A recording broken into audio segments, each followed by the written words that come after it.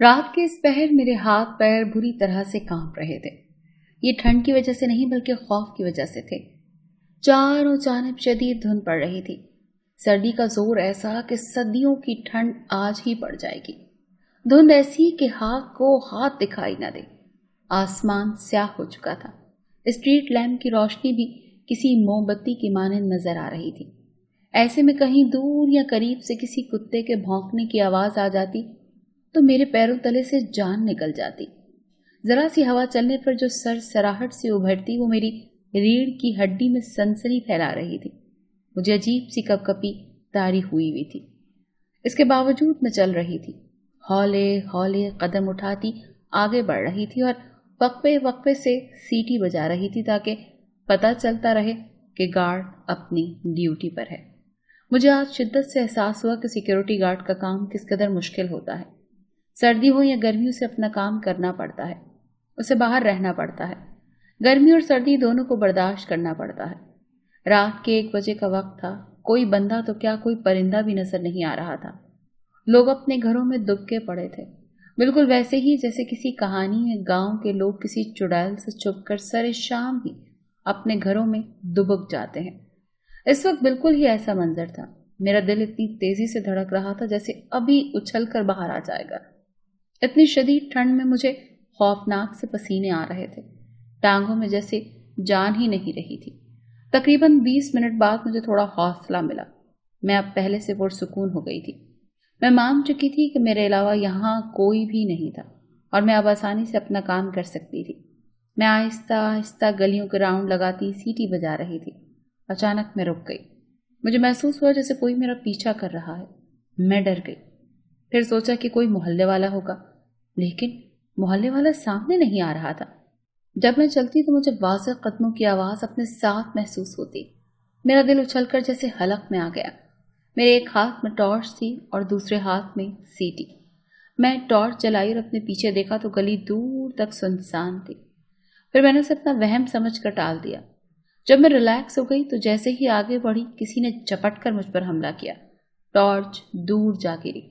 وہ جو بھی تھا اس آدمی نے مجھے پیچھے سے پکڑا ہوا تھا۔ میں چیخ نہ سکوں، اس نے میرے منہ پر ہاتھ رکھ دیا تھا۔ میں چلانا چاہتی تھی لیکن میری آواز گھٹ کر رہ گئی۔ میں خود کو چھڑانے کی پوری کوشش کر رہی تھی لیکن کامیاب نہ ہو پائی۔ مجھے لگا جیسے میری موت آ گئی ہے۔ میں اندھیرے میں کسی انجان شخص سے خود کو چھڑانے کی مسلسل کوشش کر رہی تھی لیکن ناکام رہی تھی۔ میرا دم گھٹ رہا تھا، مجھے سانس نہیں آ رہا تھا اور پھر آہستہ آہستہ میرا ذہن اندھیرے میں ڈوب گیا۔ جب ہوش آیا تو دن نکل چکا تھا۔ میرا سر گھوم رہا تھا۔ محلے کا امام مسجد مجھ پر جھکا ہوا تھا۔ میں سڑک پر پڑی تھی۔ محلے کے اور لوگ بھی تھے جو نماز پر پڑھنے جا رہے تھے۔ انہوں نے مجھے دیکھ لیا۔ میرے کپڑے پھٹے ہوئے تھے اور جسم پر جگہ جگہ نیل پڑے ہوئے تھے، اور تو اور میرا سر ایک جانب سے پھٹا ہوا تھا۔ مجھے ایسا لگ رہا تھا جیسے میرے جسم کی ہڈیاں ٹوٹ گئی ہوں۔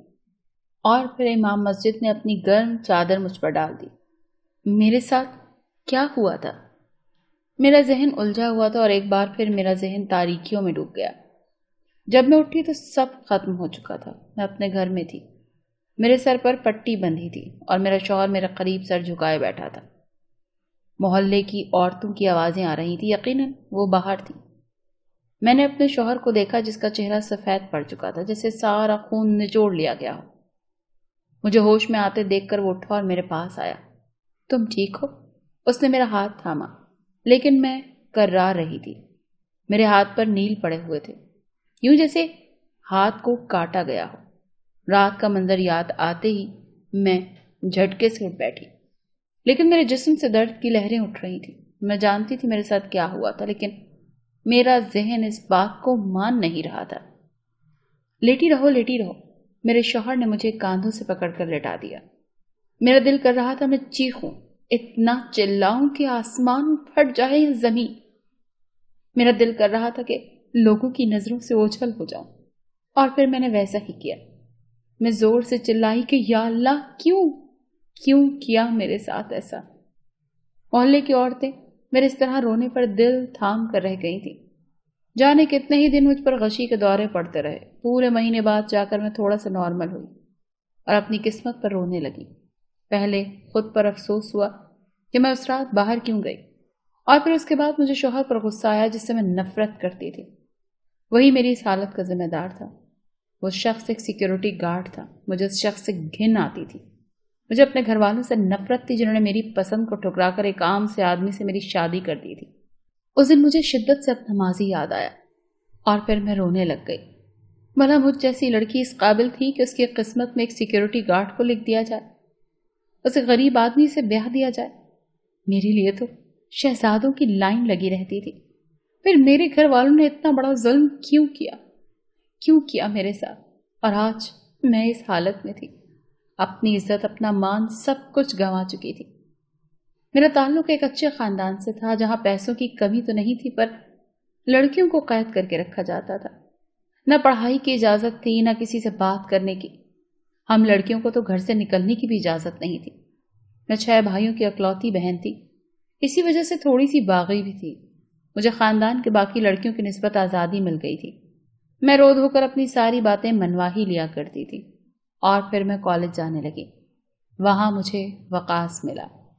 جانے کیوں وہ مجھے بہت اچھا لگا۔ ہم دوست بن گئے۔ کالج کے اندر میں کیا کرتی تھی اس کا گھر والوں کو علم نہیں تھا۔ اس نے ہی مجھے ایک موبائل بھی لا کر دیا جو میں نے چھپا کر رکھا۔ میرے پاس پیسوں کی کمی نہیں تھی، جتنے میرے پاس ہوتے میں سارے اسے دے دیتی۔ وہ بھی مجھ سے محبت کرتا تھا۔ ہمارا ایک دوسرے سے بات کیے بنا گزارا ہی نہیں ہوتا تھا۔ کالج میں سارا دن میں اس کے ساتھ رہتی اور گھر میں چھپ کر بات کرتی۔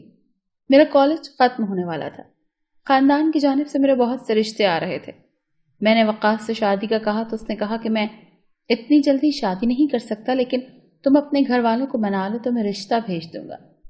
یہ سب سے مشکل کام تھا۔ گھر میں روز نیا رشتہ آتا اور میری جان نکل جاتی۔ ایک دن میں نے اماں سے بول ہی دیا کہ مجھے ایک لڑکا پسند ہے اور اسی سے میں شادی کروں گی۔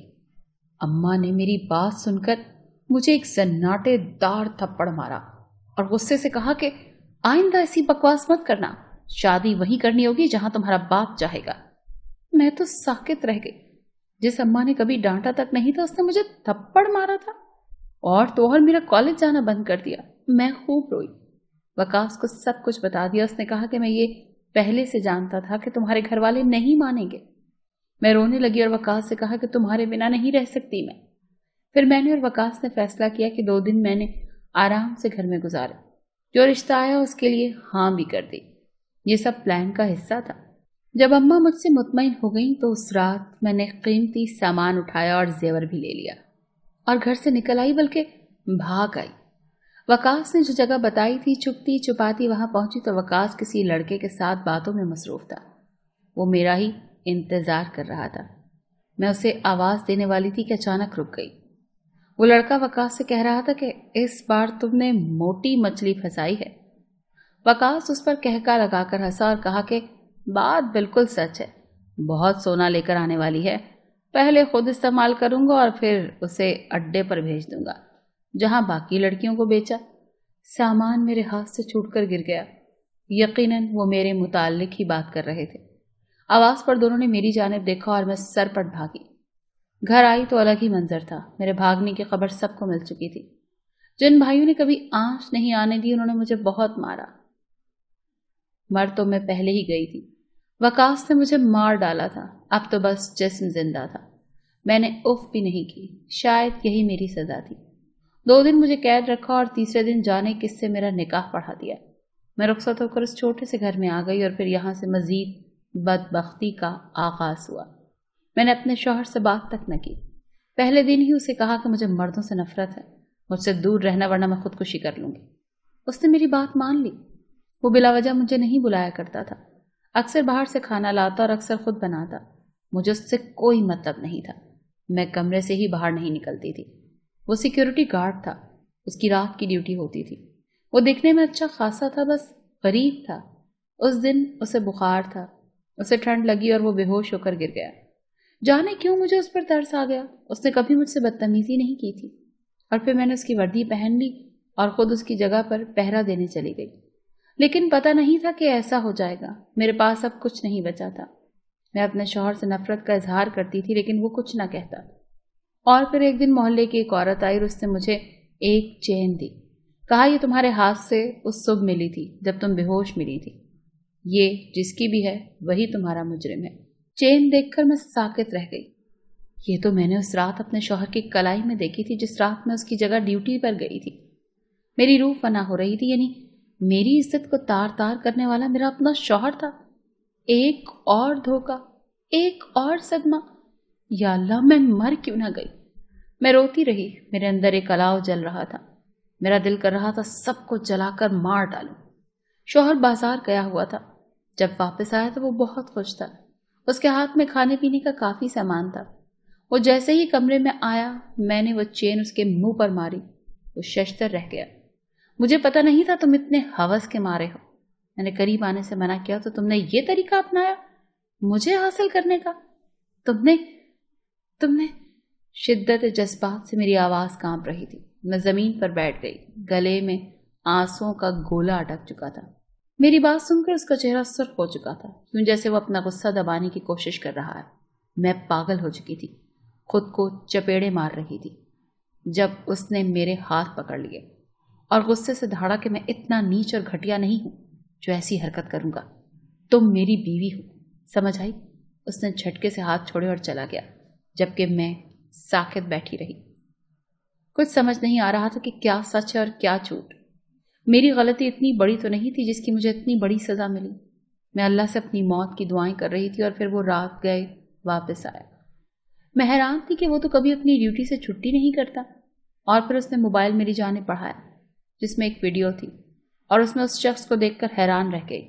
وہ وقاص تھا اور وہ اپنا بیان سنا رہا تھا کہ اسے پیسے اور سونا تو مل گیا لیکن وہ مجھے حاصل کرنا چاہتا تھا۔ اس نے پہلے تو سب کچھ میرے شوہر کو بتایا اور اسے بدگمان کرنے کی کوشش کی۔ پھر اسے پتہ چل گیا کہ میرا شوہر رات کو جاب کرتا ہے تو وہ گھر میں بری نیت سے داخل ہوا تھا، لیکن گھر میں اس دن میں نہیں، میرا شوہر جو بے ہوشی کی حالت میں تھا۔ وہ سمجھ چکا تھا کہ میں اپنے شوہر کی جگہ ڈیوٹی کر رہی ہوں۔ اس نے وہ چین میرے شوہر کے ہاتھ سے چرائی اور پھر مجھ تک پہنچ گیا۔ ہاتھا پائی میں وہ چین میرے ہاتھ میں آ گئی اور اس نے مجھ پر اتنا شدید تشدد کیا کہ میں مرنے کے قریب پہنچ گئی۔ اب وہ اپنا جرم تسلیم کر چکا ہے۔ میں نے ویڈیو دیکھنے کے بعد منہ پر ہاتھ رکھ کر اپنی چیخ روکی اور پھر میرے شوہر نے میرے ہاتھ پکڑ لی اور کہا کہ میں جانتا تھا کہ یہی شخص جس نے تمہیں تکلیف دی ہے۔ مجھے ثبوت مل گیا تو میں نے اسے گرفتار کروا دیا۔ میں تم سے محبت کرتا ہوں، پتہ ہے کس دن سے؟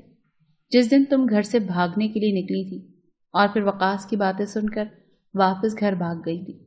میں نے وہ منظر اپنی آنکھوں سے دیکھا تھا۔ میں نے تمہاری تکلیف محسوس کی تھی، اسی لیے تم سے شادی کی۔ میرے لیے تم آج بھی اتنی ہی قابل احترام ہو جتنی کہ پہلے تھی۔ اس کی باتیں سن کر میں حیران رہ گئی، بھلا کوئی مجھ سے اتنی بھی محبت کر سکتا ہے؟ اور ہاں، اب ہم یہاں نہیں رہیں گے۔ میری اٹلی میں جاب ہو گئی ہے۔